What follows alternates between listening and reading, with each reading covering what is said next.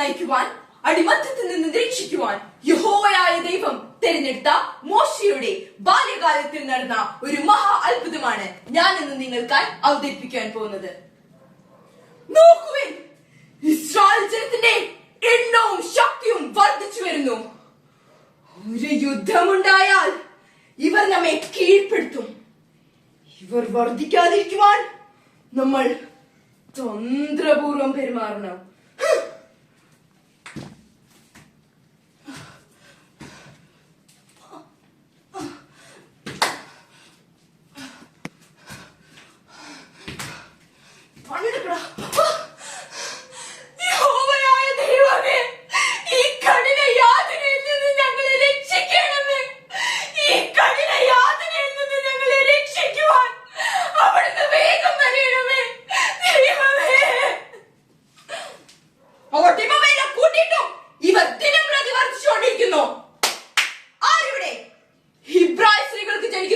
ഓരോ ആൺകുട്ടികളെയും നൈൽ നദിയിൽ എറിഞ്ഞു കളയുവാൻ ഇന്നിതാ ഞാൻ കൽപ്പിക്കുന്നു.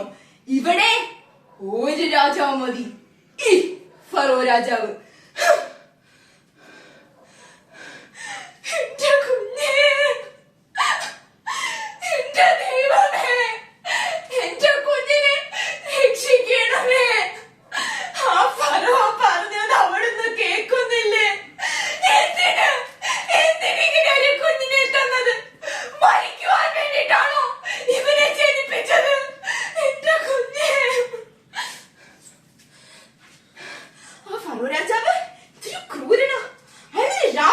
രാക്ഷസൻ.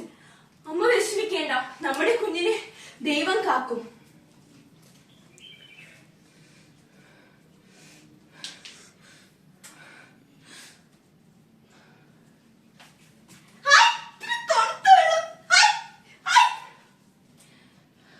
രാജ്ഞി, അവിടുന്ന് ശബ്ദം കേൾക്കുന്നുണ്ടല്ലോ. കുഞ്ഞിന്റെ ശബ്ദമാണെന്ന് തോന്നുന്നു. ഇതൊരു കുഞ്ഞാണല്ലോ, സുന്ദരനായ ആൺകുട്ടി. രസമാണ് കാണാൻ. ചുണിക്കുട്ടനായ ആൺകുട്ടി. ഏതോ ഹിബ്രായ സ്ത്രീ എന്റെ അപ്പനെ പേടിച്ച് ഈ നയനദിയിൽ ഒഴുക്കിവിട്ടാന്ന് തോന്നുന്നു. അയ്യോ, ഇവൻ കരയുന്നുണ്ടല്ലോ. നമ്മൾ ഇനി എന്ത് ചെയ്യും? ഇവനെ നോക്കാൻ ഏതെങ്കിലും ഒരു സ്ത്രീയെ ഏർപ്പാടാക്കൂ.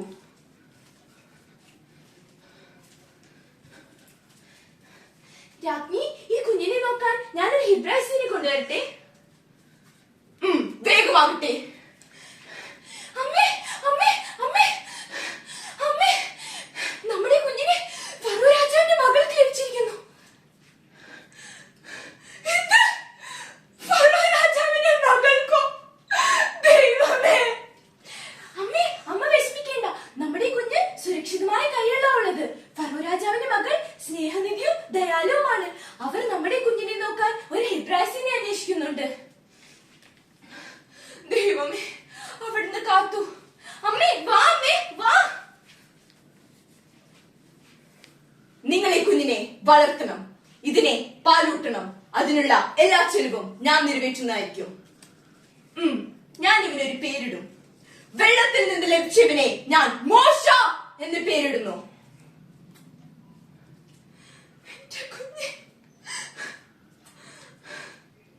അങ്ങനെ മോശ വളർന്ന് വലുതായി നിയോഗമനുസരിച്ച് ഇസ്രായേൽ ജനത്തിനെ ഈജിപ്തിന്റെ അടിമത്തിൽ നിന്ന് കാത്തു. ദൈവത്തിന്റെ നാമം വാഴ്ത്തപ്പെടട്ടെ. നന്ദി, നമസ്കാരം.